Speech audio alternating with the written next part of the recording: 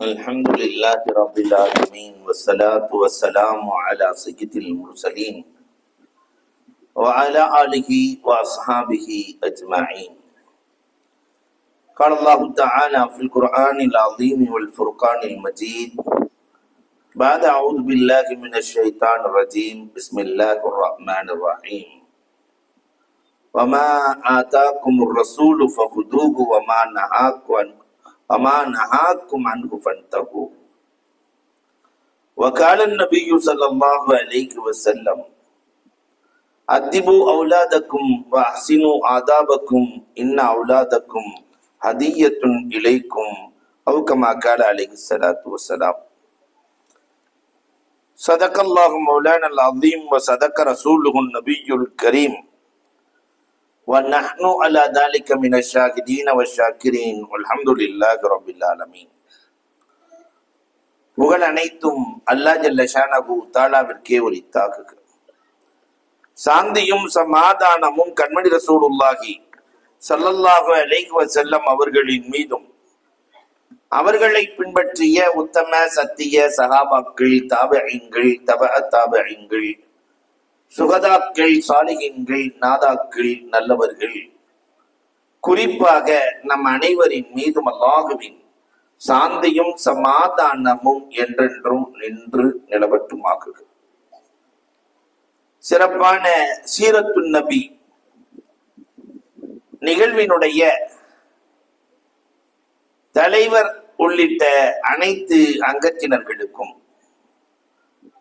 இந்நிகழ்வை அற்புதமாய் நெறிப்படுத்தி கொண்டிருக்கிற கண்ணியத்திற்குரிய ஹாஃபிதுல் குர்ஆன், சமூகத்திற்கு பல்வேறு சேவைகளை ஆற்றி வருகிற ஹாஃபில் முஹம்மத் பிலால் ரஷாதி ஹசரத் அவர்களுக்கும்,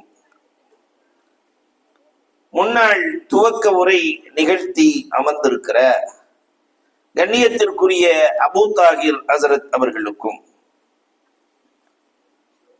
வாழ்த்துறை வழங்கி அமர்ந்திருக்கிற முகமது அப்ரா நூரானி ஹசரத் அவர்களுக்கும், இங்கே வருகை தந்திருக்கிற உலமா பெருமக்கள், ஆன்றோர்கள், சான்றோர்கள், குறிப்பாக தாய்மார்கள், உங்கள் அத்துணை பேர்களுக்கும் இஸ்லாத்தின் காணிக்கையான சலாத்தினை பதிலை எதிர்பார்த்து சொன்னவனாக என் வார்த்தைகளை துவக்குகிறேன். அஸ்ஸலாமு அலைக்கும் வரஹ்மத்துல்லாஹி தஆலா வபரகாத்துஹு. பெருமானார் எதை எடுத்து நடந்தார்களோ அதை எடுத்து நடப்பதற்கும், பெருமானார் எதை விட சொன்னார்களோ அதை விட்டு வாழ்வதற்கும் அல்லாஹ் நம் அனைவருக்கும் தௌஃபீக் நல்க வேண்டும் என்ற இறைவசனத்தையே உங்களிடத்திலே வசியத்தாக ஆக்கி வாழ்வை தொலைக்கும் வலைதளங்கள் என்று ஒரு அகண்ட தலைப்பு வழங்கப்பட்டிருக்கிறது.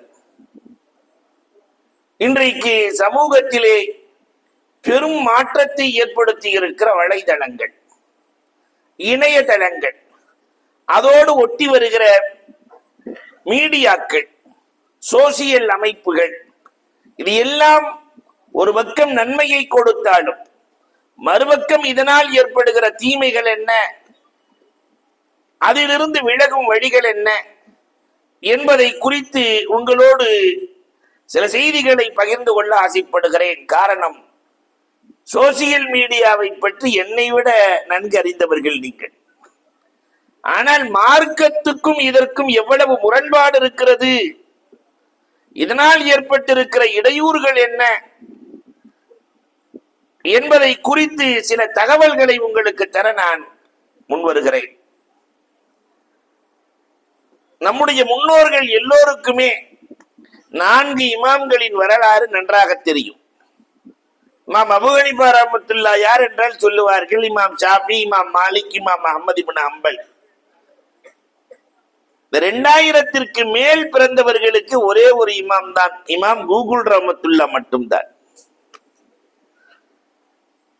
கூகுளை தவிர வேறு எதுவும் தெரியாது என்ற நிலைக்கு வலைதளம் தன் பக்கம் இழுத்து வைத்திருக்கிறது.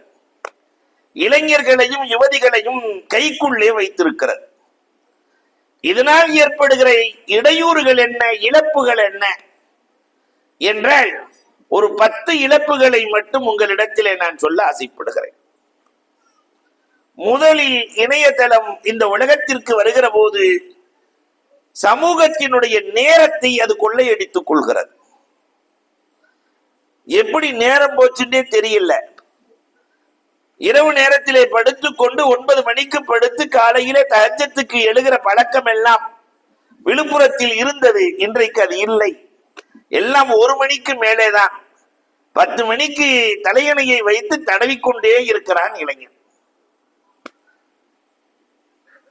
இணையதளம் நேரத்தை காவு கொண்டிருக்கிறது. அலி ரலியல்லாஹு தஆலா மிக அழகாக சொல்லுவார்கள், கடந்த காலத்தை வாங்கும் பணக்காரன் உலகத்தில் பிறக்கவே இல்லை. போன காலத்தை 10 கோடி கொடுத்து வாங்க முடியுமா? இழந்து போன நேரத்தை வாங்கும் பணக்காரன் உலகத்தில் இல்லை. பெருமானார் ஸல்லல்லாஹு அலைஹி வஸல்லம் அவர்கள் எல்லாவற்றிலும் தர்மம் செய்கிற தாராள சிந்தனை கொண்ட ரசூலுல்லாஹ் நேரத்தில் மட்டும் கஞ்சனாக வாழ்ந்தார்கள். அதனால் தான் 23 ஆண்டுகளில் யாரும் சாதிக்க முடியாத சாதனைகளை எல்லா துறைகளையும் சிறப்பாக செய்து முடித்தார்கள். ஆனால் இன்றைக்கு அந்த அவ்வளவு முக்கியமான நேரங்கள் எவ்வளவு வீணடிக்கப்படுகிறது என்பதை இந்த சமூகம் உணர வேண்டும். வீணடிக்கப்படுகிறது நேரங்கள் எல்லாம். தஸ்பீஹ் செய்கிற பழக்கம் காணாமல் போனது. நேரம் முழுக்க இணையதளத்திலேயே இந்த இளைஞன் இணைந்து கிடக்கிறான். ஸஅத் ரலியல்லாஹு சொன்னார்களே, ஆற்றிலே கூட அளந்துதான் ஒளி செய்ய வேண்டும், அதிகமாக ஒளி செய்தால் அது நேர வீண் விரயம் என்கிறார்கள் பெருமானார் ஸல்லல்லாஹு அலைஹி வஸல்லம். அதனால இந்த நேரத்தை வீணடிக்கிற அழகாக சொல்லுவார்கள் நம்முடைய முன்னோர்கள், கடந்த காலம் என்பது உடைந்து போன பானை, வருங்காலம் என்பது மதில் மேல் பூனை. வருங்காலத்துல நம்ம இருப்போமா இருக்க மாட்டோமா எதுக்குமே நமக்கு தெரியாது. நான் கொரோனாக்கு முன்னாடி எல்லாம் போன் பண்ணும் போது அஜர்த்து நல்லா இருக்கிறீங்களான்னு கேட்டவங்க இப்ப கொரோனாக்கு பின்னாடி அஜர்த்து இருக்கிறீங்களான்னு கேட்கிறாங்க. கால மாற்றம். வருங்காலம் என்பது மதில் மேல் பூனை, கிடைக்குமா கிடைக்காதா யாருக்கும் தெரியாது. நிகழ்காலம் என்பதுதான் கையில் இருக்கிற வீணை. இந்த நிகழ்காலத்தையும் துளைக்கிற வேலையை தொலைக்காட்சிகளும் தொலைபேசிகளும் நிறைய செய்கிறது. நம்முடைய தாய்மார்கள், விழுப்புரத்து தாய்மார்கள் பிக் பாஸ் பார்ப்பதில்லை என்று கேள்விப்பட்டேன். தொலைக்காட்சிகளே தொலையாதவர்கள் என்று கேள்விப்பட்டேன். ஏன்னா நான் ஊருக்கு போகணுமா இல்லையா? இப்ப இணையதளமும் தொலைக்காட்சிகளும் தாய்மார்களினுடைய நேரத்தை எவ்வளவு கொள்ளையடித்திருக்கிறது பாருங்கள். மகரிபிலிருந்து இரவு 11 மணி வரைக்கும் எல்லாம் சீரியலுக்குள் சீரழிந்து போகிற குடும்பமாய் மாறி போயிருக்கிறது. மைமூனா ரலியல்லாஹு தஆலாவினுடைய வரலாறுகளை பார்க்க வேண்டும். ஒவ்வொரு நாளும் மகரிபுக்கு பிறகு மைமூனா ரலியல்லாஹு தஆலா அவ்வாபில் தொழுகை தொழுவார்கள். நான் ஒரு ஊருக்கு சென்றிருந்தேன். அவ்வாபில் எந்த நேரத்திலே தொழுவது என்று கேட்கிற போது ஒரு 22, 23 வயது காலேஜ் முடித்து விட்டு வீட்டுக்கு வந்த ஒரு பெண்மணி அழகாக சொன்னார்கள், அவ்வாபில் காலை 11 மணிக்கு தொழ வேண்டும் என்று. அவ்வாபில் எந்த நேரம் தொழுகிறதுன்னு தெரியல. லுகா தொழுகிற நேரம் அவ்வாபில் ஆயிடுச்சு. எத்தனை ரக்காத்துக்கள் தெரியவில்லை. இங்கே நான் கேட்க மாட்டேன், அதனால யாரும் பயப்படாம உட்காரலாம். மகரிபுக்கு பிறகு 6 ரக்காத்துக்கள் அவ்வாபில் தொழுகிற பழக்கம். ஆனால் மைமூனா ரலியல்லாஹு தஆலா 20 ரக்காத்துக்கள் தொழுவார்கள். அதனால் பெருமானார் ஸல்லல்லாஹு அலைஹி வஸல்லம் சொன்னார்கள், மைமூனா, அல்லாஹ் உமக்கு 2 சொர்க்கத்தை கட்டி வைத்திருக்கிறான். 2 சொர்க்கம். 6 ரக்காத்து தொழக்கூடியவர்களுக்கு 1 சொர்க்கம் என்றார்கள் பெருமானார். நம்முடைய முன்னோர்கள் அவ்வாபில் தொழாத யாரும் இல்லை. இன்றைக்கு அவ்வாபில் தொழுகிற குழந்தைகளும் பெரியவர்களும் வீட்டில் இல்லை. தாதிமாவெல்லாம் உட்கார்ந்து சீரியல் பார்க்குது. 85 வயசுல கையில தஸ்பீஹ், முசல்லால உட்கார்ந்துகிட்டு மறைக்காதீங்க தான். நஊது பில்லாஹ். தாதிமா சீரியலுக்கு இது கொண்டு வந்து நிறுத்தி இருக்கிறது. நேரம் எப்படி வீணாகிறது. வாக்கியா ஓதுகிற அந்த குழந்தைகள் இன்றைக்கு வாக்கியா ஓதுகிற குடும்பம் இல்லை. காலையில் யாசீன் ஓதுவார்கள், மாலையிலே வாக்கியா ஓதுவார்கள். இந்த பழக்கம் எப்பொழுதும் காலம் காலமாக இருந்தது. வறுமை இல்லாத வாழ்க்கை இருந்தது, கஷ்டமில்லாத சூழல் இருந்தது. இன்றைக்கு அது காணாமல் போனது. தொலைக்காட்சி வந்ததற்கு பிறகு ஆண்களுக்கு உணவு இல்லை இல்லையா? ராத்திரி 11 மணிக்கு தான் சாப்பாடு. சீரியல்லாம் முடியணும், சீரியல்லாம் முடிஞ்சாதான் உணவு. அவசரமா மெட்ராஸ் போன அங்க போனீங்க போகணும்னா அந்த விளம்பர நேரத்துல ஒரு 3 தோசை. அதுக்கும் பார்த்தா கருப்பா இருக்கு. என்னம்மா தோசை இவ்வளவு கருப்பா இருக்கு? இல்ல சட்டி புதுசு, அதனால இப்படித்தான் இருக்கணும். உள்ள போய் பார்த்தா தோசை சட்டியவே பிரட்டி போட்டு சுட்டிருக்கிறான். அல்லாஹு அக்பர். அவ்வளவு தூரம் இந்த சமூகத்தை இழுத்து வைத்திருக்கிறது தொலைக்காட்சி என்றால் மிக இல்லை. இணையதளமும் தொலைக்காட்சியும் இழுத்து வைத்திருக்கிறது.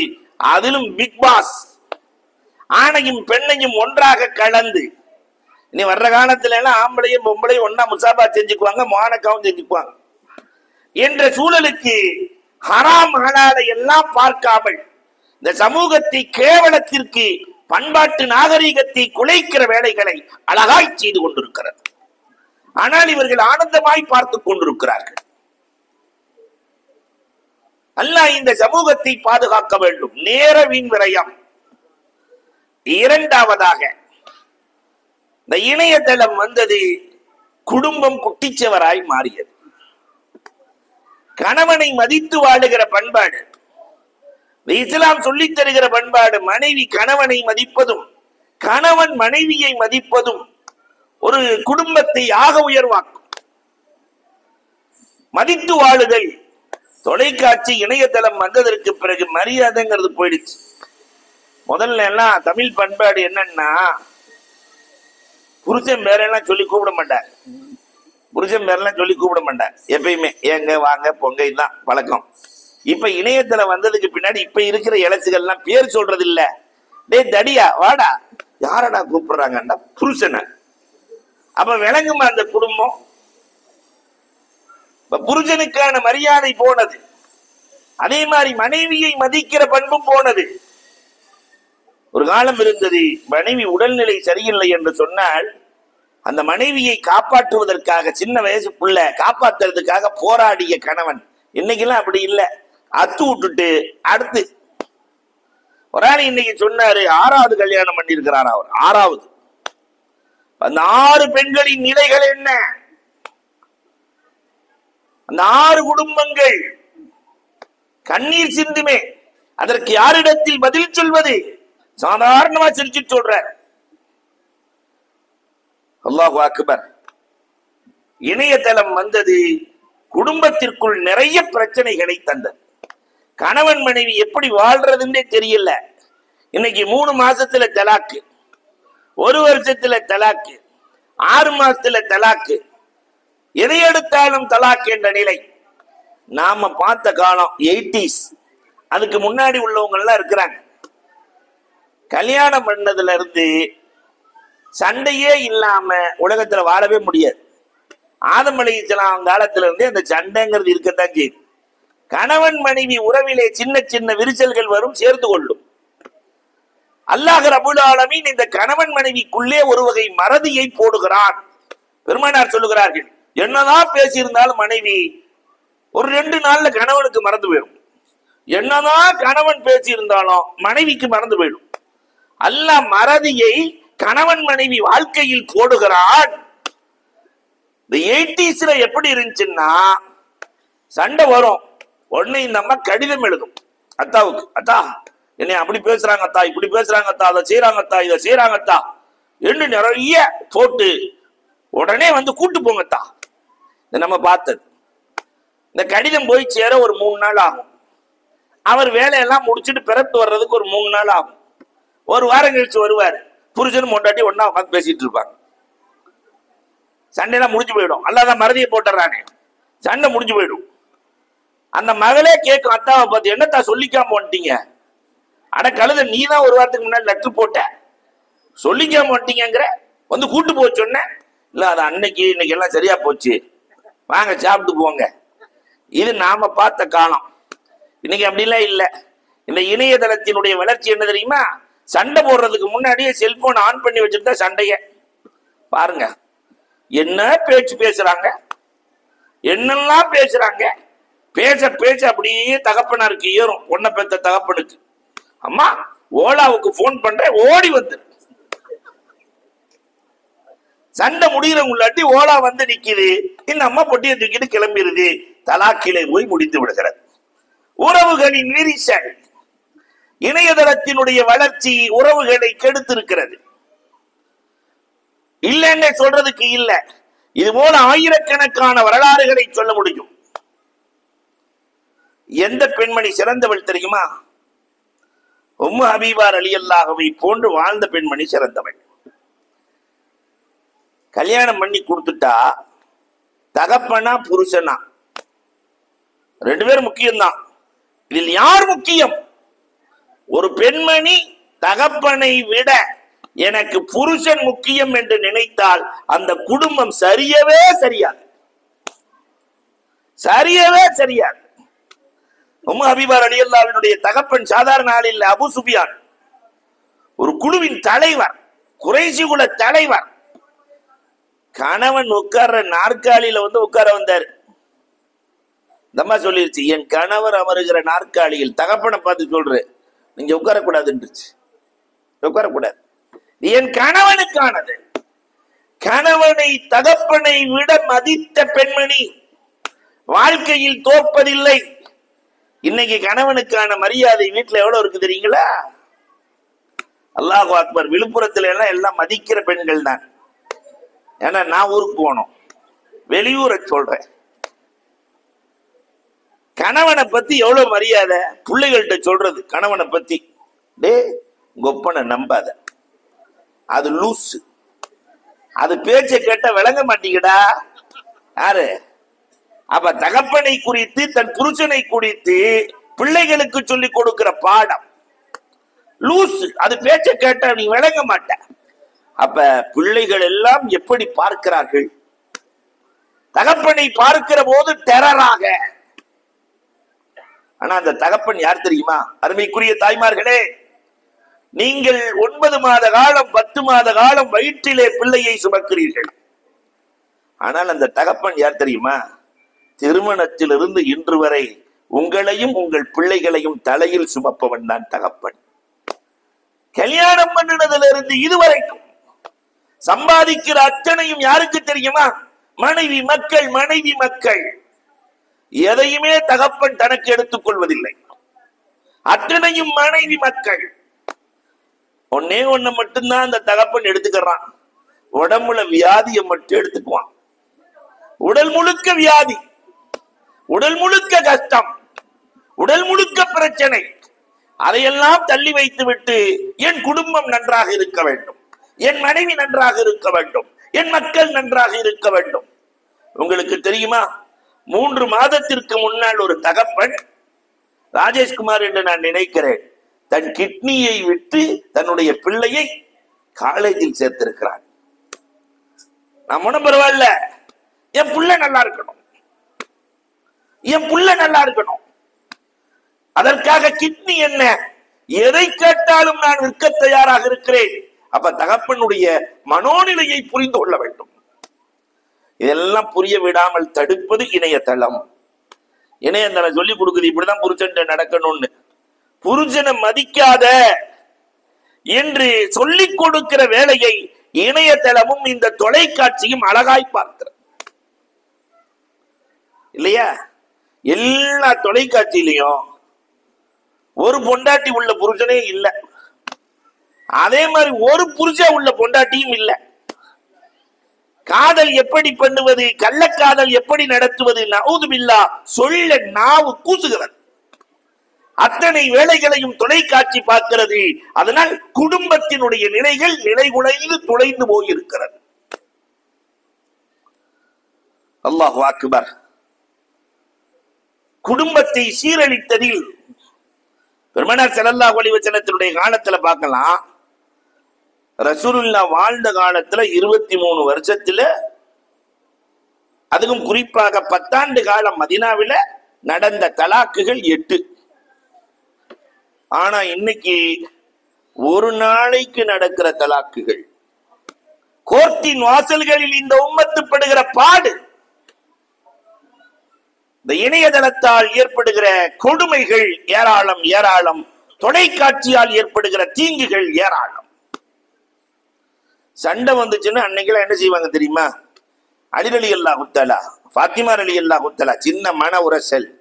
அலி ரலியல்லாஹு தஆலா சட்டையை போட்டுட்டு நேரா கிளம்பி பள்ளியாச்சலுக்கு வந்தாங்க.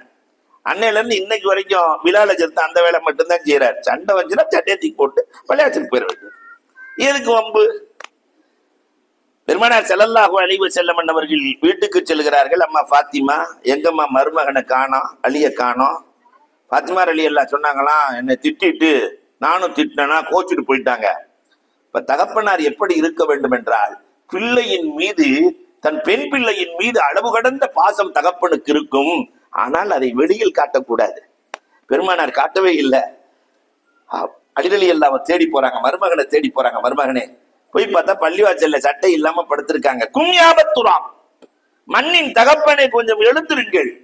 மருமகனை தட்டி வீட்டுக்கு கூட்டிட்டு வந்து மகள்கிட்ட சொன்னாங்க, அம்மா உன் சொர்க்கமும் நரகமும் உன் கணவன் தானம்மா. எப்படி நடந்துக்கிட்டாங்க? சொர்க்கமும் நரகமும். மருமகனை விட்டு கொடுக்காத மாமனார் வாழ்க்கையில் தோற்பதே இல்லை. மருமகனை தட்டி கொடுத்து, உங்களை போல வருமா? பிள்ளையின் பாசம் எப்பொழுதும் உள்ளத்திற்குள் இருக்க வேண்டும். நாம சின்ன பிள்ளையா இருக்கும் போது கல்யாணம் பண்ணி வைக்கிறவங்க பெரியவங்க சொல்லுவாங்க, அம்மா கல்யாணம் பண்ணி போகும்போது சொல்லுவாங்க, அம்மா வீட்டுக்கு வர்றதா இருந்தா 2 பேரும் சேர்ந்து வாங்க. வீட்டுக்கு வர்றதா இருந்தா புருஷன் பொண்டாட்டி 2 பேரும் சேர்ந்து வாங்க. தனியா வருவதாக இருந்தால் உன் ஜனாசா கூட என் வீட்டுக்கு வர வேண்டாம். என்ன வார்த்தை! மனம் முழுக்க பாசம்.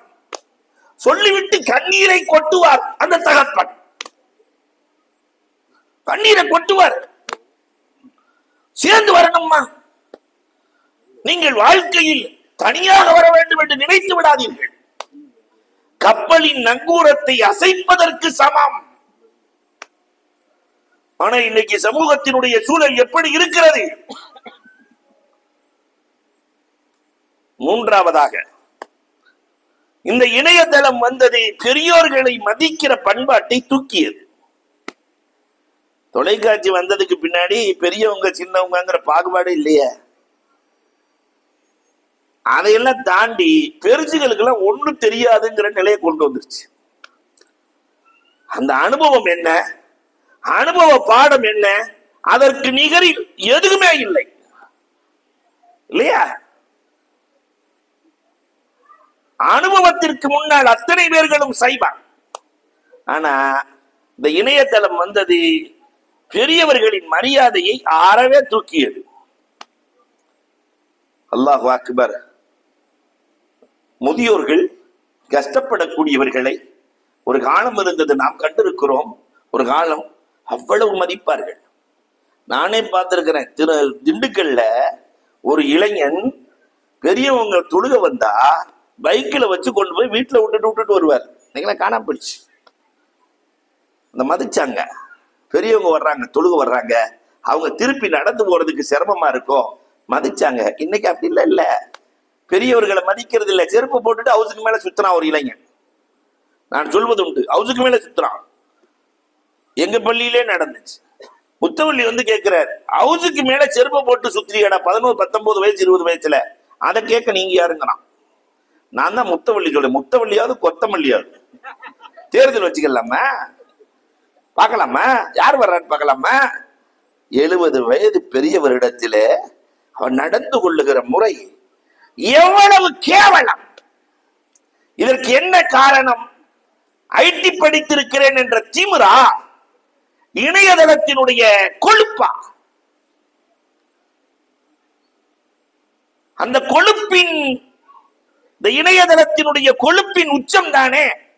கண்ணு தெரியாதவங்க, அவங்க இவங்க எல்லாம் ஜென்ம பாவிகள் என்று ஒரு பாவி சொல்லுகிறான் என்றால் அன்பிற்குரியவர்களை எண்ணி பார்க்க வேண்டும். ஜென்மாந்திர பாவம். அதனாலதான் அவனுக்கு கண்ணு போச்சு, காலு போச்சு, மூக்கு போச்சு. ஆனா பெருமானார் ஸல்லல்லாஹு அலைஹி வஸல்லம் அவர்கள் அந்த பெரியவர்களிடத்தில் எப்படி நடந்தார்கள் தெரியுமா? அல்லாஹு அக்பர். சகாபாக்கள்ல ஆக ரொம்ப குட்டை. இந்த குள்ளம் என்பது ஒரு குறையாக கருதிய காலம் அரபுகள். சகாபாக்கள்லயே ஆக குட்டை யார் தெரியுமா? சகாபாக்கள்லயே அலி ரலியல்லாஹு விட ரொம்ப குட்டை அப்துல்லாஹ் இப்னு மஸ்ஊத் ரலியல்லாஹு தான் ஆக குட்டை. எல்லாரும் குறை சொல்லுகிறார்கள். ஆனால் பெருமானார் ஸல்லல்லாஹு அலைஹி வஸல்லம் கூடவே வைத்துக் கொண்டார்கள். காரணம், அவருடைய அந்த அறிவை பார்க்கிறார்கள். பொதுவாகவே குட்டையா இருக்கிறவங்களுக்கு எப்பயுமே அறிவு கொஞ்சம் கூட இருக்கும். காரணம் என்ன தெரியுமா? ஹார்ட்டும் மூளையும் பக்கத்துல பக்கத்துல இருக்கும். பெரிய ஆளுக்கெல்லாம் கொஞ்சம் ஹார்ட் ஹைட்டா இருக்கிற ஆளுக்கெல்லாம் கொஞ்சம் தூரமா இருக்கும், ஒரு 2 இன்ச்சு. ஆனா அவங்களுக்கு ரொம்ப ஷார்ட்டா இருக்காங்கல்ல, ரொம்ப பக்கமா இருக்கும், ஷார்ப்பா வேலை செய்வாங்க. பெருமானார் ஸல்லல்லாஹு அலைஹி வஸல்லம் அவர்கள் கடுமையான தாகத்திலே பசியில் இருக்கிறார்கள். அபூபக்கர் ரலியல்லாஹு போய் ஆடு மேய்க்கிற இடையன் அந்த அப்துல்லாஹ் இப்னு மஸ்ஊத் குட்டையா இருக்கிறார், அவர்கிட்ட போய் எனக்கு பால் வேணும். அப்துல்லாஹ் இப்னு மஸ்ஊத் சின்ன பையன், 12-13 வயசு. அதெல்லாம் இந்த ஆட்டுல பால் கறக்க முடியாது, இது ஆண் அண்டாத ஆடு, பாலிகாகாத ஆடு, வயது வராத ஆடு, அதனால பால்லாம் கறக்க முடியாது. அதிசய மனிதர் இருக்கிறார், அவர் கை வைத்தால் பால் சுரக்கும். அப்படியா, பார்க்கலாமே. வந்தாங்க, பெருமானார் கை வைத்தார்கள், பால் சுரந்தது. முதலில் பாலை அப்துல்லாஹ் இப்னு மஸ்ஊத் ரலியல்லாஹுக்கு தான் கொடுத்தாங்க ரசூலுல்லாஹ். அடுத்து ரசூலுல்லாஹ் குடிக்கிறாங்க. ரசூல் குடிக்க குடிக்க அபூபக்கர் ரலியல்லாஹுவின் வயிறு நிறைகிறது. இதான் நட்பு. குடிக்கிறது ரசூலுல்லாஹ், வயிறு நிறைவது நண்பர் அபூபக்கர் ரலியல்லாஹுக்கு. எல்லாம் முடிச்சிட்டு, நீ பால் கொடுத்த எனக்கு, பெருமானாரினுடைய பண்பை பாருங்கள், குள்ளம் என்று, இது ஜென்மாந்திர பாவம் என்று ஒதுக்குகிற உலகத்தில் நபிகள் நாயகம் எனக்கு பால் கொடுத்த தம்பி, உனக்கு என்ன வேணும்னு கேட்டாங்க. அதான் இயற்கையிலேயே ரொம்ப அறிவு ஜாஸ்தியில குள்ளமா இருக்கிறவங்களுக்கு அவர் அழகா பதில் சொல்லிட்டாரு, எனக்கு எதுவுமே வேணாம், இந்த கறக்காத ஆட்டுல ஏதோ முணுமுணுன்னு 4 வார்த்தையை சொன்னீங்க, பால் கரைஞ்சா இல்லையா, அந்த வார்த்தையை மட்டும் சொல்லி கொடுத்துருங்க, ஹோல்சேல் வியாபாரத்தை நான் ஆரம்பிச்சுக்கிறேன். கறக்காத ஆட்டை எல்லாம் தடவி தடவி பாலை கறந்து நான் பண்ணை வைத்து விடுவேன், அந்த ரகசியமத்தை சொல்லுங்க. இன்னக்க குலாமுன் மல்லம், நீ அறிவாளி சிறுவன், என்னோடு இரு. உலகம் குறையாக கருதியவர்களை தன்னோடு நிறைத்துக் கொண்டவர்கள். அப்துல்லாஹ் இப்னு உம்மு மக்தூம் பெரிய மனிதர், கண் தெரியாது. பெருமானாரினுடைய முசல்லாவில் யாரையும் நிறுத்தியதில்லை ரசூலுல்லாஹ். யாராவது ரசூலுல்லாஹ்வுடைய முசல்லாவில் நின்றுருக்காங்களா? ஆனால் மதீனாவை விட்டு பெருமானார் சென்றால், போருக்கு சென்றால், அப்துல்லாஹ் இப்னு உம்மு மக்தூம் ரலியல்லாஹு தஆலாவை தான் முசல்லாவில் நிறுத்துவார்கள். அவங்கதான் இமாம். அபஸவத்தவல்லா அன்ஜா அகுல்லா அம்மா, தெரியாம அவர் வந்து ரசூல் ஸல்லல்லாஹு அலைஹி வஸல்லம் பக்கத்துல, ரசூல் அருகில் யார் இருக்கிறார் என்று தெரியாதவருக்கு. பெரிய குறைசி தலைவர்கள்லாம் நின்று பேசிட்டு இருக்கிறாங்க, இவர் வந்து ரசூலுல்லாஹ்ட்ட பேசலான்னு வர்றாரு. அல்லாஹ் சொல்லிட்டான், முதல்ல இவர்கிட்ட பேசுங்க, இந்த பெரிய மனுஷன்ட்ட பேசுங்கன்றான். அன்பிற்குரியவர்களே, பெரியோரை மதிக்கிற பண்பாடு இது நம்முடைய காலத்தில் இருந்தது. தகப்பனார் எல்லாம் எவ்வளவு கண்ணியமா பார்த்தா, அவங்க இருக்கிற நேரத்துல நம்ம உட்காரவே மாட்டோம். நான்லாம் உட்கார்ந்தது இல்லை. தகப்பனார் அமர்ந்திருக்கிற போது உட்கார்ந்தது இல்லை. இன்னைக்கு அப்படி இல்ல, கால் மேல காலை போட்டு காலை ஆட்டுறான், தகப்பனார் முன்னாடி காலை ஆட்டுறான். இதையெல்லாம் எது கற்றுக் கொடுத்தது? நீ வந்து இப்படி எல்லாம் இருந்தாக்கா நீ முன்னேற முடியாதுடா, நீ காலை ஆட்டணும். அதுவும் சில இணையதளங்கள் சொல்லிக் கொடுக்கிறது, தேவைப்பட்டால் தகப்பன் கழுத்தை அறுத்து கூட முன்னேறு, ஆளை காளி பண்ணி கூட முன்னேறு என்று சொல்லுகிற இணையதளங்கள் இன்றைக்கு சமூகத்தினுடைய நாடி துடிப்பாய் பார்க்கப்படுகிறது. நவுதுபில்லாஹ், அல்லாஹ் பாதுகாக்க வேண்டும். அப்ப பெற்றோர்கள் பெரியோர்களை மதிக்கிற காலம் போனது. இஸ்லாமியர்கள் முதியோர் இல்லத்தில் இதுவரை இல்லை, ஆனால் இப்பொழுது சமீப காலமாக இருக்கிறார்கள். முதியோர் இல்லம் என்பதே இருக்கக்கூடாது என்று சொல்லுகிற மார்க்கம். முதியோர்களை மதிக்க வேண்டிய பொறுப்பு பிள்ளைகளுக்கு இருக்கிறது என்று சொல்லுகிற மார்க்கம். அல்லாஹ் அக்பர். இருக்கிறாங்க. ஆஸ்திரேலியாவில் பையன் இருக்கிறாரு, ஆஸ்திரேலியாவில் ஒரு பையன், அமெரிக்காவில் ஒரு பையன். அந்த அம்மா தகப்பனார் இறந்துட்டார், அந்த அம்மா தாயார் மட்டும் இருக்கிறார்கள் முதியோர் இல்லத்தில். அப்பப்போ போன்ல பிள்ளைகளை பார்த்துக்கிறது. அல்லாஹ் அக்பர், என்ன கொடுமை! இணையதளம் வந்து பிள்ளையை காட்டுகிறதாம், காட்டுகிறது. என் பிள்ளைய இந்த செல்போன்ல தான் சேர்த்து பார்த்துக்கிட்டு இருக்கிறேன். ஆனா என் பிள்ளைய பார்த்து பார்த்து வளர்த்தேன். அந்த அம்மா சொன்னது, என் பிள்ளைய நான் பார்த்து பார்த்து வளர்த்தேன். கொசு உட்கார்ந்துடக்கூடாது, கொசு கடிச்சிடக்கூடாது, ஈ உட்கார்ந்துடக்கூடாது சொல்லுகிற போதே அந்த பிள்ளை கண்கள், அந்த தாயின் கண்கள். ஆனால் என்னை வைத்துக் கொள்ள 2 மருமகனுமே முன் வரவில்லை. ஹஜ்ரத் நேரடியாக சொன்னது. இந்த வருஷம் ஒரு அம்மா ஹஜ்ஜுக்கு வந்தாங்க, கவர்மெண்ட் ஜாப், ரயில்வேல வேலை செஞ்சுட்டு வர்றாங்க. அந்த அம்மாவுக்கு அதே மாதிரி தான் 2 பசங்க. அந்த அம்மா அதுல சொன்ன ஒரு அழுது கொண்டே அந்த அம்மா சொன்ன ரிப்போர்ட், எனக்கு அல்லாஹ் ரப்பல் ஆலமீன் ஆரோக்கியமுள்ள திடகாத்திரமான 2 பிள்ளைகளை கொடுத்தான். நான் ரிட்டையர்ட் ஆனவுடன் என்னுடைய பெரிய மகன் ரயில்வேவுக்கு சென்றான். என் சின்ன மகன் துபாயில வேலையில் இருக்கிறார். திருமணத்திற்கு பிறகு என் பெரிய மகன் நீ எனக்கு தாயே இல்லை என்று ஒப்பந்த சீட்டை போட்டு கொண்டு வந்து கையெழுத்து வாங்கியிருக்க. நடந்த நிகழ்வுகள். நீ எனக்கு அம்மாவே இல்லை என்று பத்திரம் எழுதி வாங்கி இருக்கிற அளவுக்கு என்றால் பெத்த தாய். இந்த துணிவை எது தந்தது? சின்னவர் தான் அவ்வப்போது வருகிறார். ஹசரத், நான் என் வீட்டிலே தனியாகத்தான் வாழ்ந்து கொண்டிருக்கிறேன்.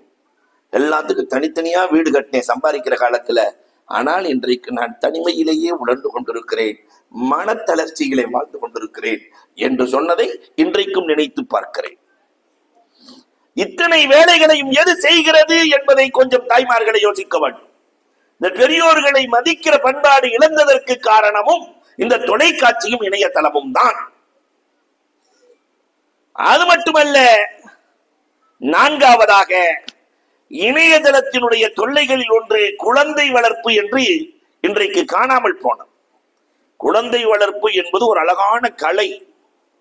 அந்த கலை தொலைந்து போனது. நம்ம சின்ன பிள்ளைகளை படுக்க வைக்கிறதுக்கு தாலாட்டு பாடுவாங்க தெரியுங்களா? என்ன அழகான பாடல்கள், தாலாட்டு. அது அந்த பிள்ளைகளினுடைய மூளைக்குள்ளே சென்று அந்த பிள்ளைகளுக்கு ஆரோக்கியம் அளித்தது என்று இன்றைக்கு உளவியல் சொல்லுகிறது. இன்றைக்கு தாலாட்டும் தாய்மார்கள் இல்லை. எல்லாம் தொலைக்காட்சியை பார்த்து பார்த்து பார்த்து பார்த்து, அது அல்லாம செல்போனு, அதை பக்கத்துல வச்சோன்னு ஒரு பாட்டை போட்டா புள்ள தூங்குது, பாட்டை போட்டா எந்திரிச்சுக்குது. ரோபோ மாதிரியே புள்ள வளர்க்கிறான். ரோபோ பிள்ளைகள். தாலாட்டு கேட்கிற பிள்ளைகள் இன்றைக்கு இல்லை. கதை சொல்லி தூங்க வைத்த காலம் என்ன அழகான காலம். எங்க நன்னி எல்லாம் என்ன அழகா கதை சொல்லுவாங்க தெரியுங்களா? நாம கிழிஞ்ச பாயில படுத்திருப்போம். கிழிஞ்ச பாய், மேல கூரை, கீழே கிழிஞ்ச பாய். படுத்திருக்கும் போது பாட்டி கதை சொல்லுவாங்க. சுலைமான் அலைஹிஸ்ஸலாம் வானத்துல பறப்பாங்க, அந்த முசல்லா போட்டு ஜம்காலம் போட்டு பறப்பாங்க, 3000 நாற்காலிகள், அங்குதான் பார்லிமெண்ட் நடக்கும். நாம எங்க உட்காந்துக்கிட்டு கிழிஞ்ச பாயில படுத்திருப்போம். உயர்ந்த கருத்துக்கள், உயர்ந்த கருத்துக்கள்.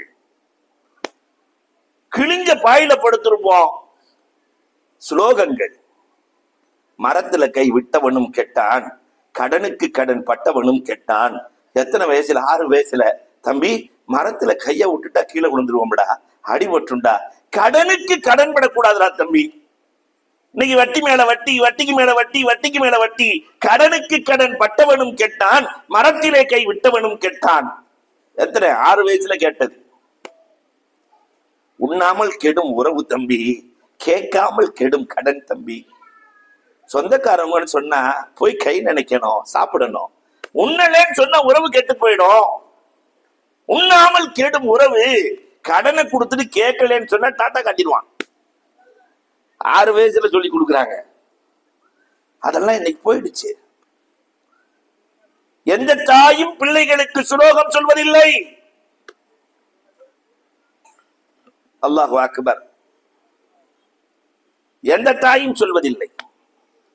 சின்ன சின்ன விஷயங்களையும் அந்த தாய்மார்கள் அழகாக வாழ்வியலாய் கொண்டு வந்தார்கள். நான் அடிக்கடி சொல்றது உண்டு, எல்லா இடத்திலையும் சொல்றது உண்டு.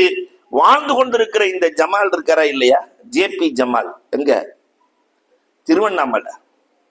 அவருடைய ரிப்போர்ட், அவருடைய அந்த வாழ்க்கை வரலாறை கேட்கும் போது திருவண்ணாமலையில் அவர் சொன்னாரு, இந்த இடியப்பம் சாப்பிடுவார்கள் காலையில, ரொம்ப ஏழ்மை, ரொம்ப ஏழ்மை. அப்ப அவங்க அம்மா சொல்லியிருக்காங்களாம், தம்பி யார்கிட்டையும் கடன் மட்டும் வாங்கக்கூடாதுடா. காலையில காசு கொடுத்தா இடியப்பம் சுட்டு விற்பாங்க. இன்னைக்கு சுட்டு விற்கிறாங்க, இடியப்பம் பழக்கம் இருக்கு திருவண்ணாமலை சைடு. ஒரு நாள் காசு இல்ல, அதனால பட்னியா இருக்க சொல்லிடுச்சு அம்மா. காசு இல்லடா, அதனால பட்னி, அதுக்கு சாப்பாடுலாம் இல்ல. நம்ம முன்னோர்கள் அப்படித்தான் வளர்த்தாங்க. இன்னைக்கு அப்படிலாம் இல்ல, ஜம்முன்னு கடை வாங்குறான். பெரிய கடன்காரன் ஜம்முன்னு இருக்கிறான். 5000 கோடி வாங்கினாக்கா அவரு அதிபர் ரேஞ்சுக்கு இருப்பார் இல்லையா? 50,000 1 லட்சம் வாங்கினாக்க வீட்டை ஜப்தி பண்ண வந்துருவான். நவுதுபில்லா. அப்ப அவர் அந்த பக்கம் போயிருக்கிறாரு. அந்த இடியப்ப சுட்டு விக்கிற அம்மா, ஜமால் இங்க வாப்பா, ஏன் இன்னைக்கு இடியப்பம் வாங்கலையா? காசு இல்லைன்னா சொல்ல முடியும், இல்லை இன்னைக்கு எங்களுக்கு வேணாம். தம்பி இன்னைக்குள்ள பசி அதை ஒன்றும் செய்ய முடியாது, இன்னைக்குள்ள பசி இன்னைக்கு தான் தீக்கணும், அதனால வாங்கிட்டு போ. உனக்கு காசு கொடுக்கும் போது, உனக்கு காசு வரும்போது கொண்டு வந்து கொடுத்துரு, காசு வரும்போது கொடுத்துரு. அப்ப இவர் இடம் இடியப்பத்தெல்லாம் வாங்கிட்டு நான் காசு கொடுக்கலன்னா, அந்த பாட்டி சொல்லிச்சான், காசு கொடுத்தேன்னா வியாபார கணக்கு, காசு கொடுக்கலன்னா தர்ம கணக்கு. ரெண்டுமே எனக்கு புண்ணியம் தான். காசு கொடுத்தா வியாபார கணக்கு, காசு கொடுக்கலன்னா தர்ம கணக்கு. ஆனா ஒரு பசிய தீர்த்த பாக்கியம் கிடைக்குமா இல்லையா? யார் சொன்னது? ஒரு பாட்டி, இடியப்பம் விட்ட பாட்டி இவ்வளவு அழகான வாழ்க்கை சொன்னது. இன்னைக்கு வாழ்க்கை சொல்லித் தருகிற பாட்டியும் பெரியவர்களும் மதிப்பில்லாமல் வீட்டிலே முடமாய் வாழ்ந்திருக்கிறார்கள், முடங்களாய் வாழ்கிறார்கள் இல்லையா? வீட்டில் இருக்கிற பெரியவர்களை எக்ஸ்ட்ரா லக்கேஜ் என்று சொல்லுகிற உலகத்திலே வாழ்ந்து கொண்டிருக்கிறோம். அவங்க எல்லாம் லக்கேஜ், வாழ்றது வேஸ்ட். இவங்க போய் சேர மாட்டாங்களா? இவங்க எல்லாம் இருந்து என்ன பிரயோஜனம்? இத்தனை வேலைகளையும் எது கேட்க வைக்கிறது என்றால் இந்த தொலைக்காட்சியும் இணையதளமும் தான். அல்லாஹ் அக்பர். குழந்தை வளர்ப்பு இன்றைக்கு எப்படி ஆனது பார்த்தீர்களா? எல்லாத்து கையில செல்போன். சின்ன பையனா இருந்தாலும் அதை கொடுத்தா தான் வாயை திறக்கிறான், சோறு போகுது. அதை கொடுத்தா தான். அதை பார்த்துக்கிட்டே இருக்கும் போது அந்த அம்மா மூக்குல திணிச்சாலும் பேசாம இருப்பான். எங்க திணிக்கிறோன்னு கூட தெரியாத அளவிற்கு இன்றைக்கு சமூகத்தினுடைய சூழல். அப்ப அந்த செரிமானம் எப்பொழுது ஏற்படுகிறது? உளவியல் சொல்லுகிறது, அந்த உணவை பார்த்து, அந்த உணவை ருசித்து, அந்த உணவை விரும்பி சாப்பிடுகிற போது ஒரு வகை உமிழ்நீர் சுரக்கிறது. அதுதான் செரிமான சக்தியை தருகிறது. அதை பார்த்து சந்தோஷமா சாப்பிடணும். இன்னைக்கு அதெல்லாம் இல்லை. போண்டா கோழி மாதிரி இன்னைக்கு சூழல். பிள்ளைகளுக்கு விளையாட்டை துளைத்தது இந்த இணையதளம். எந்த பையனாவது விளையாடுறானா? நாம வாழ்ந்த காலத்துல குண்டு இருக்கும், கிள்ளி குச்சி அடிப்பாங்க, பம்பர விளையாடுவாங்க, கைக்கு வேலை காலுக்கு வேலை, ஃபுட்பால் ஓடி விளையாடி விளையாடுவாங்க. புதையல் வேட்டை என்று சொல்லி ஒவ்வொரு மரமா தேடுவான், ஒளிச்சு வச்சு. கபடி விளையாட்டுகள் இருந்தது, உடல் ஆரோக்கியத்தை தந்தது. எனக்கு எதுக்குமே இல்லை. பார்த்தா 6 வயசு 8 வயசுல பார்த்தா 80 கிலோல பீப்பா மாறு வர்றான். என்னடான்னா அந்த தொலைக்காட்சியிலேயே உட்கார்ந்துருக்கிறான். அது கம்ப்யூட்டர்ல அல்லது செல்போனை கொடுத்து அதுலயே உட்கார்ந்து. இதுல என்ன தர்ம சங்கடம் என்றால், ஒரு மருத்துவர் பேசுகிறார், முன்னர் 80s எப்படி இருந்தது என்றால் சந்தோஷத்தை நீண்ட நேரம் அனுபவித்தான், கவலைகளை நீண்ட நேரம் அனுபவித்தான். ஒரு காயம் பட்டுச்சுன்னு சொன்னா 1/2 மணி நேரம் வலிக்கும், அந்த வலியோட உட்கார்ந்துருப்பான். சந்தோஷம்னா நீண்ட நேரம் இருக்கும். ஆனால் இந்த தொலைக்காட்சி இணையதளம் வந்ததற்கு பிறகு அந்த சின்ன பையன் 7 வயசு 8 வயசு பையன் பார்க்கும்போது சந்தோஷமும் ஒரே நேரத்துல வருது, துக்கமும் ஒரே நேரத்துல வருது. எல்லாம் சேர்ந்து உள்ள ஒட்டு மொத்தமா மூளையை தாக்குகிற போது இவனுடைய ஜமாளிப்பு திறன் அகன்று போகிறது, இவன் மூளை பாதிக்கப்படுகிறது என்று இன்றைய விஞ்ஞானம் சொல்லுகிறதே. அப்ப குழந்தை வளர்ப்பும் இன்றைக்கு போனது, ஒழுக்கம் எல்லாம் இன்றைக்கு ஒன்றும் இல்லாமல் போனது. குழந்தைக்கு ஒழுக்கம்னா எனக்கு என்னன்னு தெரியுமா? செல்போனை வச்சுட்டு உட்கார்ந்து இருக்கிறான். நாம பார்த்த அனுபவங்களை சொல்றேன். ஒரு வீட்டுக்கு போகும்போது உடனே அவரு சொல்றாரு, டே அஜித் வந்திருக்காரு சலாம் சொல்றா, அஸ்ஸலாமு அலைக்கும் அப்படி திருப்பி பார்த்துறோம். செல்போனுக்கு போயிட்டான். அது அப்படியே இழுத்து வச்சிருக்கு. எப்படி இருக்கீங்கன்னு கேள்றா, எப்படி இருக்கீங்க திருப்பி. அண்ணன்லாம் நல்லா இருக்காங்களான்னு கேள்றா. அண்ணன்லாம் நல்லா இருக்காங்களா? திருப்பி அப்படி. அப்ப ரிமோட் வாழ்க்கை என்ன சொல்றோமோ அப்படி கேட்டு கேட்டு கேட்டு கேட்டு வந்துட வேண்டியது. இந்த இணையதளம் செய்திருக்கிற வேலை இது. அதுக்கும் தொலைக்காட்சி செய்கிற வேலை இது. ஒரு ஹோட்டல்ல போய் உட்கார்ந்து பாருங்க, 4 பேர்த்துல 4 செல்போன் இருக்கும், 4 பேர் பார்த்துட்டு இருப்பாங்க. யாரும் யாரையும் பார்த்து பேசுகிற பண்பாடு இன்றைக்கு இல்லாமல் போனதற்கான காரணம் இந்த தொலைக்காட்சியும் இந்த செல்போனும் என்றால் மிகையே இல்லை. ஆனால் அரபுகளும் சரி தமிழர்களும் சரி ஒழுக்கத்திற்கு கொடுத்திருக்கிற முக்கியத்துவம் இன்றைக்கு அது இல்லாமல் போனதற்கு காரணம் இந்த தொலைக்காட்சி. அல்லாஹு அக்பர். தமிழன் எல்லாத்தையும் வகைப்படுத்தி இருக்கிறான். அவதாரங்களை 10ஆக்கி, கோள்களை 9ஆக்கி, திசைகளை 8ஆக்கி, நாட்களை 7ஆக்கி, சுவைகளை 6ஆக்கி, வினைகளை 5ஆக்கி, வேதங்களை 4ஆக்கி, அன்பிற்குரியவர்களே இனங்களை 3ஆக்கி, இன்பத்தை 2ஆக்கி, இப்படியெல்லாம் வகுத்து கொடுத்த தமிழன் ஒழுக்கத்தை மட்டும் ஒன்றாகத்தான் வைத்திருக்கிறார். ஒழுக்கங்கிறது ஒன்னே ஒண்ணுதான். அந்த ஒழுக்கத்துல மாறுபாடே கூடாது. தனி மனித ஒழுக்கம், சமூக ஒழுக்கம், கட்டுப்பாடு, இது எல்லாம் ஒழுக்கத்திற்குள் வரும். இந்த ஒழுக்கம் இன்றைக்கு இல்லாமல் போனதற்கு காரணம் இணையதளம். எங்க ஒழுங்கு இருக்கு? யார்கிட்ட எப்படி பேசுறதுன்னு தெரியல, எவனுக்கும் தெரியல. யார்கிட்ட எப்படி பேசுறதுன்னு தெரியல. ஒழுக்கம் போனது. ஒரு வீட்டுல படம் பார்த்துக்கிட்டு இருக்கிறான். 6வது படிக்கிற பையன், 11 வயசுல. உள்ள போய் நுழைஞ்ச, என்னை பார்த்த உடனே டிவி ஆஃப் பண்ணிட்டான். பரவாயில்லையே, நல்லா இருக்கிறானே. ஒரு டான்ஸ் பார்த்துக்கிட்டு இருந்தான், பார்த்த உடனே ஆஃப் பண்ணிட்டான். அன்னைக்காரன் வந்தான், ஏன்டா டிவி ஆஃப் பண்ண? அஜர்த்து கெட்டு போயிடக்கூடாதுன்னு ஆஃப் பண்ணிட்டேன். அஜர்த்து கெட்டு போயிடக்கூடாதான். அல்லாஹு அக்பர். இந்த தொலைக்காட்சிப்படுத்துகிற பாடு. இதை தாண்டி 5வதாக இணையதளத்தால் ஏற்படுவது என்ன தெரியுமா? வீண் விரயம். தேவையில்லாத குப்பைகளை எல்லாம் வாங்கும் கலாச்சாரம் இன்றைக்கு அதிகரித்திருக்கிறது. இணையதளம் வந்தது. இன்னைக்கு பிளிப்கார்ட்னு போட்டான், அமேசான் போட்டான். வீட்டுக்குள்ள உட்கார்ந்து எல்லா குப்பையும் வாங்கினான். இதனால என்ன பாதிப்பு தெரியுமா? காலம் காலமா வியாபாரம் செய்கிற அந்த வியாபாரிகள், ஒரு பெரிய கார்ப்பரேட் கம்பெனி வாழ்வதற்காக ஆயிரக்கணக்கான லட்சக்கணக்கான வியாபாரிகளின் வியாபாரம் பாதிக்கும். லட்சக்கணக்கான வியாபாரிகள் இன்றைக்கு நிலை குலைந்திருக்கிறார்கள். பணக்காரனை வாழ வைப்பதும் ஏழைகளை வதைப்பதும் தான் இந்த உலகமா? இதை மார்க்கம் அறவே தடுக்கிறது. உங்க பக்கத்தில் இருக்க வியாபாரிகிட்ட போய் வாங்கல. நம்ம பார்த்தோம் ஒரு காலம், மண்சட்டி என்ன சுவை, என்ன அழகு. இன்னைக்கு அந்த தொழிலை காணா போயிடுச்சே. கார்பரேட் வந்தது. ஒரு இனத்தை அழித்திருக்கிறோம், ஒரு இனத்தை அழித்திருக்கிறோம். அந்த சமூகம் இன்றைக்கு இல்லை. அதனால் உடலும் ஆரோக்கியம் இழந்து போயிருக்கிறது. அன்பிற்குரியவர்களே, எண்ணி பார்க்க வேண்டும். தாய்மார்கள் பகுதியில சட்டம் அதிகமா வருது. பாம்பா அது என்னன்னு பாருங்களேன். பொறுப்பாளர்கள் கொஞ்சம் போய் பார்க்குமாறு அன்போடு கேட்டுக்கொள்கிறோம். போங்க, இந்த பகுதியில உள்ளவங்க 2 பேர் போங்க, அந்த பக்கம் போய் பாருங்க. அன்பிற்குரியவர்களே,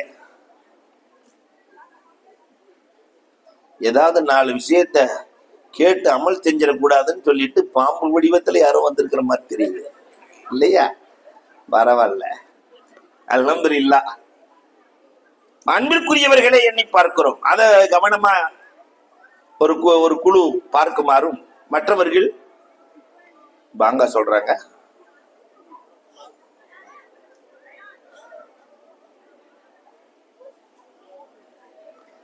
அன்சார் பாய், கொஞ்சம் அந்த பக்கம் போய் பாருங்களேன், கொஞ்சம் பாருங்க. இந்த பள்ளி பாங்க இல்ல, அப்ப சொல்லு பேசலாம்.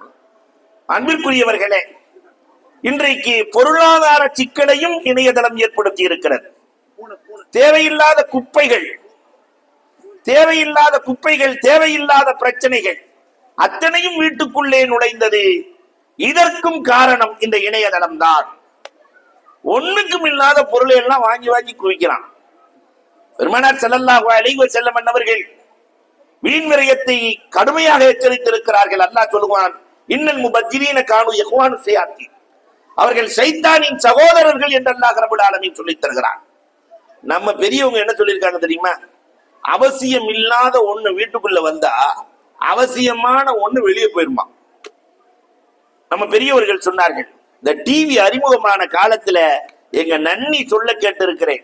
டிவி அறிமுகமாய் வீட்டுக்குள்ள வச்சு அவசியம் இல்லாத டிவி வந்தது, அவசியமான உறவு போனதுன்னாங்க. டிவி வந்தது, உறவு போனது. அத ஒரு தமிழன் இப்படி எழுதி இருந்தான். பாத்ரூம் எல்லாம் வெளியே இருந்தது ஒரு காலம், நம்ம பார்த்த காலம். கக்கூச வீட்டுக்குள்ள வச்சு கட்ட மாட்டாங்க. பாத்ரூம் வெளியே இருந்தது, உறவுகள் எல்லாம் உள்ளே இருந்தது. அன்னைக்கு அண்ணன் தம்பி அக்கா தங்கச்சி எல்லாம் உள்ள இருந்தாங்க, பாத்ரூம் வெளியே இருந்தது.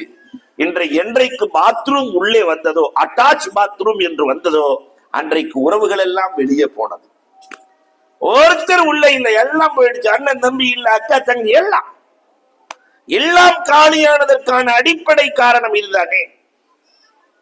இன்னமும் தொலைக்காட்சிகளே தொலைந்து போய் இருக்கிறோமே என்பதுதான் வருத்தமான செய்தியாய் இருக்கிறது. அல்லாஹு அக்பர். அடுத்ததாக இந்த இணையதளத்தால் ஏற்படுவது ஆபாசங்கள். நிறைய ஆபாச படங்களுக்கு அதுலயும் கொடுமை என்னன்னா, ஒரு ரிப்போர்ட்ல எழுதியிருக்கிறான், கூட்டு ஆபாசம் ஆண்கள் 71% பார்க்கிறார்கள். எல்லாம் ஒன்னா சேர்ந்து ஆபாச படம் பார்க்கிறானா 71%, 41% பெண்கள் பார்க்கிறார்கள். அல்லாஹு அக்பர். எவ்வளவு பெரிய பாவம்! பாவம் ஒரு பக்கம், இன்னொரு பக்கம் ஆண்மை இழந்த இளைஞர்கள் இன்றைக்கு அதிகரித்து வருகிறார்கள். கல்யாணம் பண்ணி குழந்தை பிறக்கிறது இல்லை. ஆண்மை இழந்த இளைஞர்கள் அதிகரிப்பதற்கான காரணம் கூட்டு ஆபாசங்கள், தவறான செயல்கள். இது அத்தனையும் நடப்பது, அத்துமீறல்கள் நடப்பது எதனால்? இந்த இணையதளத்தால். இணையதளத்தினுடைய வளர்ச்சி நன்மைகளை கொடுக்கிற அளவிற்கு அதைவிட கூடுதலாக தீமைகளையும் தந்திருக்கிறது. அல்லாஹு அக்பர். எந்த அளவுக்குன்னு சொன்னா, 7வதாக அவன் எழுதுகிறான், இந்த இணையதளத்தினுடைய கேட்ல முக்கியமானது சேட் பண்றது. சேட்டையிலேயே பெரிய சேட்டை சேட் பண்ற சேட்டை தான். ஒரு காலம் இருந்தது இல்லையா, கடிதத்தின் மூலமாகத்தான் எழுதுவார்கள். அது சூசகமா எழுதுவான். அந்த காலத்துல லவ் பண்ற ஆள் ஒருத்தர் எழுதுனானா, அல்வான் எழுதுனானா, கொண்டாட்டி வீட்டுக்கு போயிருக்கு கடிதம், அல்வான் இருக்குதே. எல்லாரும் என்ன அல்வான்டா? அல்லுன்னா இரவுன்னு அர்த்தம், வாண்டா ராத்திரி வான் கூப்பிட்டுருக்கான், அதுக்கு அல்வான் எழுதியிருக்கான். அந்த அம்மா குலோப் ஜான் எழுதி விட்டுச்சான் பதில், குலோப் ஜான். அவங்க வீட்டுக்கு போனோடனே, என்னடா லட்டுல எதுவுமே இல்லை, குலோப் ஜான் இருக்குது. நீ கூப்பிட்டா குலோப்னா உலகம், நீ கூப்பிட்டா உலகமே எனக்கு ஒரு ஜான் தான், ஓடி வந்துடுறேன்னு அந்த அம்மா பதில் எழுதிரு. இது நாம சின்ன பிள்ளையில பார்த்த காலம். இன்னைக்கு அப்படி இல்லை. இல்ல கல்யாணமே எங்க பண்ற தெரியுமா? நான் சேட் பண்ணனா, இந்த சேட்டை பண்ணனா ஆஸ்திரேலியாவில் புள்ள மாட்டுச்சு, நான் இங்க இருந்துட்டு ஆஸ்திரேலியாவில் கல்யாணம். மாப்பிள்ளை பார்த்தா சென்னை, பொண்ணு ஆஸ்திரேலியா. என்ன விளங்கும்? இந்த பண்பாடு என்ன ஆகும்? எத்தனை மாசம் அவன் வாழுவான்? வருஷம்லாம் இல்ல, எத்தனை மாசம் வாழுவான்? அன்பிற்குரியவர்களை எண்ணி பார்க்கிறோம். இந்த சேட்டிங், இதுல ரொம்ப கொடுமை என்னன்னா, கணவன் மனைவியாக படுத்துக்கொண்டு ஒரே கட்டிலில் இந்த மனைவி வேறொருவனோடு சேட் செய்கிறாள், கணவன் இன்னொருவனோடு சேட் செய்கிறான். சமீப காலத்திலே படித்தவர்களிடத்திலே நடிக்கிற கூத்து. அல்லாஹ் அக்பர். எவ்வளவு கொடுமை! என் புருஷன் தூங்கிட்டான், இந்த அம்மா பதிலு. என்னெல்லாம் பேசக்கூடாதோ எல்லாம் அந்நிய ஆண்களோடு பெண் பேசுகிறாள், பெண்ணோடு அந்நிய ஆண் பேசுகிறாள். இதற்கு எது காரணமாய் அமைந்திருக்கிறது? இந்த இணையதளம் தானே. அதுக்கு சென்னை போன்ற இடங்கள்ல ஆஃப்ரன் கலாச்சாரம், ஒரு 200 மைலுக்கு அங்கிட்டு இருக்கிற கலாச்சாரம் அரை நண்பர் கலாச்சாரம். அது என்னன்னு கேக்குறீங்களா? மாப்பிள்ளைக்கு கல்யாணம் எல்லாம் பண்ணி பொண்ணுக்கு கல்யாணம் பண்றதுக்கு வாப்பா சொல்றாரு, அம்மா உனக்கு இந்த மாப்பிள்ளைய பார்த்திருக்குமா, பிடிச்சிருக்காமா? பிடிச்சிருக்கு வாப்பா, கல்யாணம் பண்ணிடலாமா? பண்ணிடலாம் வாப்பா, நீங்க யார சொல்றீங்களோ நான் கட்டிக்கிறேன் வாப்பா, எல்லாத்துக்கும் ஓகே. ஆனா அந்த பொண்ணு ஒரே ஒரு கண்டிஷன் போட்டுச்சு பாருங்க. அல்லாஹ் அக்பர். என்னம்மா கண்டிஷன்? இல்ல, என்னோட பாய் ஃப்ரெண்டு என் பெட்ரூம் வரைக்கும் வர்றதுக்கு அனுமதி வேண்டும். எந்த நேரத்துல என் பாய் ஃப்ரெண்ட் வருவான். இன்னைக்கு கேர்ளுக்கு பாய் ஃப்ரெண்ட் இல்லாமல் இல்லை, பாய் ஃப்ரெண்டுக்கு கேர்ள் ஃப்ரெண்ட் இல்லாமல் இல்லை. இதுதான் கல்லூரி வாழ்க்கை. அப்படி ஒருத்தர் இருக்கிறான்னா அவன் தான் இந்த காலத்துல அவுளியா. அவுளியா வேணா தேடி போக தேவையில்லை. காலேஜ்ல படிக்கிற பையனுக்கு, ஒரு பையனுக்கு செல்போன் இல்லைன்னு வச்சுக்கோங்களேன், அவன் தான் இந்த காலத்துல அவுளியா. கேர்ள் ஃப்ரெண்ட் இல்லாத பையன் இருக்கிறான், அவன் தான் அவுளியா. இந்த நிலைக்கு இன்றைக்கு உலகம் தள்ளப்பட்டிருக்கிறது. இதற்கு யார் காரணம்? தேவையில்லாத உறவுகள் 21 வருஷம் 22 வருஷம் வளர்த்து உருவாக்கி ஆளாக்கி கடைசியிலே 2 பக்கமுமே பெற்றோர்களை தவிக்க விடுகிற, பெண் பக்கமும் தவிக்க விடுறாங்க, ஆண் பக்கமும் தவிக்க விடுகிற இந்த அவலம் எதனால் ஏற்படுகிறது? இணையதளத்தால் ஏற்படுகிறது. சேட்டிங் கலாச்சாரம். 8வதாக கடும் தீமைகள். மொத்த தீமைகள் எத்தனை இருக்கிறதோ அத்தனையும் இந்த இணையதளத்தில் இருக்கிறது. இதுல இப்ப சமீப காலத்தில் இருக்கிற கிமார், ரொம்ப மார்க்கம் தடை செய்த சூதாட்டம், இன்றைக்கு இஸ்லாமிய இளைஞர்கள் ஆன்லைன் சூதாட்டத்தில் இழந்தது அதிகம். ஒரு பையன் உங்க ஊர்லயே ஏறத்தாழ பல கோடி இழந்திருக்கிறார். பல கோடி ஆன்லைன் சூதாட்டம். சேலத்துல ஒரு ஆலிம்சா மைய 2 லட்சம் ரூபாய் விட்டுருக்கிறார். ஒரு வியாபாரி கதறிக்கொண்டே சொன்னார், பையன்கிட்ட காசு கொடுத்து விட்டேன்.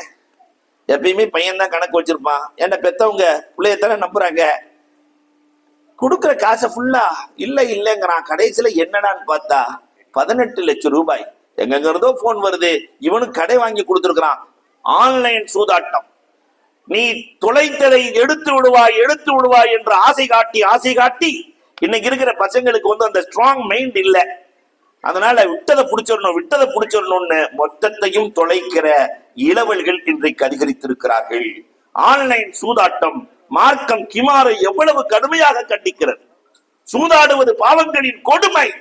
மார்க்கம் சொல்லுகிறது, இன்றைக்கு ஆன்லைன் சூதாட்டத்தில் இருக்கிற இளவல்கள் இதையை தாண்டி என்னன்னா, ஒரு இஸ்லாமிய பெண்மணி சென்னையில 180 பவுன் தனக்கு போட்ட நகையை விற்று இழந்திருக்கிறார். அல்லாஹு அக்பர். இதே இந்த பிட்காயின் முறைகள், பொருளே இல்லாமல் அதை பொருளாக காட்டி ஏமாற்றம் செய்கிற வேலைகள், இது எல்லாம் ஆன்லைனால் ஏற்படுகிற தொல்லைகள். 9வதாக திருட்டு கலாச்சாரம். ஆன்லைன் திருடு என்று அது தனி கிரைம் செக்ஷன். அல்லாஹு அக்பர். இது ஒரு பக்கம் வேகமாக சென்று கொண்டிருக்கிறது. இதனுடைய விளைவு என்ன தெரியுமா? பெண்களினுடைய நகையை அத்துக்கொண்டு செல்லுகிற இளவல்கள் இன்றைக்கு அதிகரித்து வருகிறார்கள். ரோட்ல போகும்போது நகையை பிடிஞ்சிட்டு போயிடுறாங்க. இதுக்கெல்லாம் என்னடா காரணம்னு சொல்லிட்டு கேட்கிற போது, கிரைம் குற்றங்கள்ல நீங்க படிச்சு பாருங்களேன், இந்த தொலைக்காட்சியையும் தொலைபேசியையும் பார்த்து பார்த்து பழகியவர்கள் இப்படிதான் திருடுறது. சில படங்களே காட்டுகிறதாம் எப்படி திருடுறதுன்னு. அதை பார்த்துட்டு கொள்ளையடித்திருக்கிறார்கள். நிறைய வரலாறுகள் சான்று. திருடனின் கையை வெட்ட வேண்டும் என்று மார்க்கம் சொல்லுகிறது. அமானி அஜத்துல போய் ஒருத்தன் கேட்டானா, இதெல்லாம் அநியாயமா இருக்கு, திருடுனதுக்கெல்லாம் கை வெட்ட முடியுமா? ரொம்ப அநியாயமா இருக்கு உங்க சட்டம். அமானி அஜத்து கூப்பிட்டாங்களாம். ஒரு புள்ள, ஒரு பெண்ணு டிக்கெட் எடுத்துட்டு ட்ரெயின்ல போயிட்டு இருக்குது. போற வழியில இந்த பேக்கை வச்சுட்டு அது லேசா தூங்குச்சு. பேக்கை தூக்கிட்டு ஒருத்தன் போயிட்டான். அம்மானியை சேர்த்து கதை சொல்லி இருக்கிறேன். பேக்கை தூக்கிட்டு போயிட்டான். டிடிஆர் வந்தாரு. டிக்கெட்டு கேட்ட உடனே பேக்கே காணாம போயிடுச்சு. அதுக்குள்ளதான் டிக்கெட் இருக்கு. டிக்கெட் இல்ல, பக்கத்து ஸ்டேஷன்ல ஒன்னு இறக்கி விட்டு போயிட்டாரு. அந்த பெண் இறங்கி தனியாக நிற்கிறாள். 4 பேர் வந்தார்கள். அந்த பெண்ணை கற்பழித்து கொன்று விட்டார்கள். தெரியாத இடத்துல நின்னா. இத்தனைக்கு காரணம் யாரு அப்படின்னு கேட்டாங்களாம் அமானி ஹசரத். அந்த டிக்கெட்டை எடுத்த திருடன், அந்த பேக்கை எடுத்துட்டு போனால அந்த திருடன், அந்த திருடன் உன் கையில கிடைச்சா என்ன செய்வேன்னு கேட்டாங்களாம். கொன்றுவேன் அப்படின்னா. மார்க்கம் கொல்ல சொல்லல, கையத்தான் வெட்டி சொல்லு. அன்பிற்குரியவர்களே, எண்ணி பார்க்கிறோம், இன்றைக்கு திருடு நிறைய நடந்து கொண்டிருக்கிறது, சைபர் கிரைம். இதையெல்லாம் தாண்டி நிறைவாக ஒன்றை சொல்லுவேன், ஜாசூஸ். ஜாசூஸ் உளவு வேலை. நாம நினைச்சுக்கிட்டு இருக்கிறோம் செல்போனை, இந்த ஆண்ட்ராய்டு போனை வச்சுக்கிட்டு நம்ம ஏதோ பார்த்துக்கிட்டு இருக்கோம்னு, வேற ஒருத்தர் நம்மளை பார்த்துக்கிட்டே இருக்கான், கண்காணித்துக் கொண்டே இருக்கிறான். இவர்கள் என்ன செய்து கொண்டிருக்கிறார்கள்? தாய்மார்களே, அறவே ஆண்ட்ராய்டு போன்களை தவிர்த்து கொள்ளுங்கள், கண்காணிக்கப்படுகிறது. இன்னைக்கு அதுலயும் கேவலம் எழுதியிருக்கிறான். ரிப்போர்ட் என்னன்னா, செல்போன்ல ஒரு ஆப் கொடுத்திருக்கிறானா, அந்த ஆப்பை வச்சு செல்போன்ல பார்த்தா யாருடைய ட்ரெஸ் தெரியாதான், ட்ரெஸ் மட்டும் தனியா நீக்கி விடுகிற ஆப். இது உலகளாவிய முறையில் பரவி கொண்டு வருகிறது. அப்ப சமூகம் மிருகங்களாக மாறி போனதோ என்ற அவலத்தில் இருக்கிறோம். உளவுத்துறை இன்றைக்கு செல்போன் தான். அடுத்தவனுடைய உரிமைகளில் கை வைப்பது, வீட்டுக்குள்ளே நுழைவது, என்ன பார்க்கிறோம் என்று செருப்பு வாங்கணும்னு ஒன்ன பார்த்துட்டீங்கன்னா இன்னொருத்தர் நம்மளை கண்காணிச்சுக்கிட்டே இருக்கான், வெறும் செருப்பா வந்து விடுவோம். விளக்கமாறு வாங்கணும்னு பாத்தீங்கன்னு வச்சுக்கோங்களேன், என்னென்ன கம்பெனி விளக்கமாறு இருக்கோ அத்தனையும் வந்து விழுந்துரும். அப்படின்னா என்ன அர்த்தம்? நம்மை ஒருவன் கண்காணித்துக் கொண்டிருக்கிறார். அல்லாஹ் அக்பர். இத்தனை தீமைகளுக்கும் காரணமாக இருக்கிற இந்த இணையதளம் இன்றைக்கு தொழுகையை ஆண்களிடத்திலிருந்து பிரித்திருக்கிறது, திலாவத்தை பிரித்து விட்டது, திக்ரை பிரித்து விட்டது. அருமைக்குரிய தாய்மார்களே, கொஞ்சம் அதையெல்லாம் ஒதுக்கி வைத்துவிட்டு நம்முடைய முன்னோர்கள் எப்படி வாழ்ந்தார்களோ, திக்ரோடு, திலாவத்தோடு, இபாதத்தோடு, நோன்போடு எப்படி வாழ்ந்தார்களோ அந்த வாழ்க்கை வாழ்ந்து சிறக்க வல்லவன் அல்லாஹ் வாய்ப்புகள் நல்குவானாக. வாஹ்ரு தஅவானா அல்ஹம்துலில்லாஹி ரப்பில் ஆலமீன். அல்ஹம்துலில்லாஹ். ஹஸரத் அவர்கள்